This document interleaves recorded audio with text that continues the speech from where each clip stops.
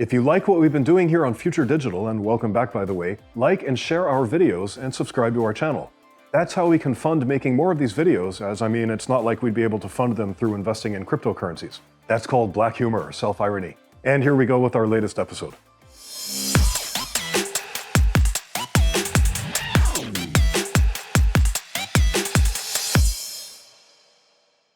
In the last episode, we examined some of the differences between Bitcoin and Ethereum and Tether and USD Coin. But first of all, how do they come up with these names? Like, what does dollar mean, for example?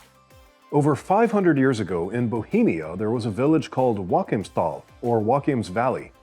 They started printing coins and called them Joachimsthaler or Joachim's Valleyers. This suffix for valley, thaler, began to be used for other currencies in other parts of the world, and it made its way to certain English-speaking regions, pronounced as dollar. So it should be no surprise that the home of the dollar is in fact a country today known as Czech. That explains a lot about the US, I guess. The guy who developed Ethereum wanted it to be used for everything crypto, just like how in the Middle Ages they wanted to use ether for everything, including for putting you to sleep. Just like what will happen if you watch crypto videos from other channels. But the Ethereum guy just thought it sounded cool. Cardano is the first cryptocurrency we'll talk about in this episode. It's named after an Italian mathematician. Now, don't fall asleep. But hundreds of years ago, in Cardano's time, he's basically the guy who started using systems for negative integers, negative numbers. So if Cardano, the cryptocurrency, loses value, now you know why. Cardano was made by the same guy who made Ethereum. There's a bunch of tech stuff defining what Cardano is. For example, open source proof of stake blockchain that provides smart contract functionalities, offering developers the chance to launch decentralized applications. What the hell does that mean? Keep watching our videos and you'll be able to explain it yourself pretty soon. But until then, it's intended to be faster and more decentralized than Bitcoin and cheaper than Ethereum. Cardano is for all intents and purposes an improved, safer version of Ethereum. Why that is exactly is pretty technical, as I just pointed out, and we'll get to that in later episodes. But noteworthy is also the fact that Cardano is the environmentally friendly cryptocurrency. It uses only 1% of the electricity used for other cryptocurrencies, and sometimes even less. Cardano is more or less used for the same purposes as Bitcoin and Ethereum. XRP is the next cryptocurrency we'll talk about. It used to be called Ripple when it was introduced in 2012. XRP is unique in that it offers a great way to make payments and purchases among different real-world currencies.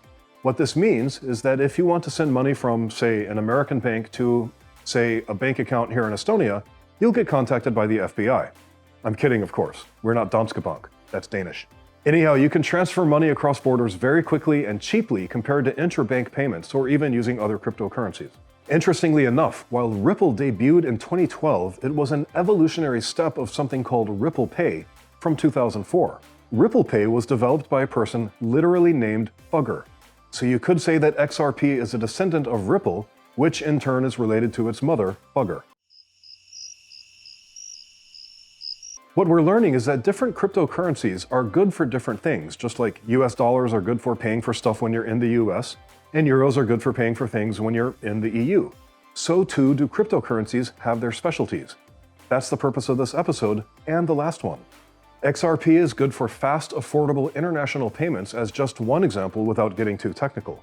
As its purpose is not the same as Bitcoin's purpose, then these two cryptocurrencies are not in direct competition with each other. One thing you might be wondering about at this point is, can you make more of the XRP cryptocurrency? In other words, is it an inflationary cryptocurrency? XRP technically cannot be mined, unlike Bitcoin. However, using other cryptocurrencies, XRP actually can be mined. But what is mining? Setting up hidden explosives when you buy cryptocurrencies? Of course not. So let's talk about mining in the next episode. As always, I am not a financial advisor. These videos exist for educational and entertainment purposes only. If you need financial advice, then seek it professionally. And of course, if you like these videos, then like them, share them, and subscribe to our channel, Future Digital. By the way, Future Digital is coming to you from Estonia, the crypto capital of the European Union. This episode's factoid about Estonia is the very first sentence that I learned in Estonian. It was midsummers and I was visiting a friend and we were sitting on a large wooden structure called a village swing. They taught me how to say a sentence, Hikuda on vahva. And when I went back to the States, someone asked me what the sentence meant. So I told them, swinging is fun. And that's when I realized why Estonia has the highest divorce rate in the world. That's it for this episode of Future Digital. See you again real soon.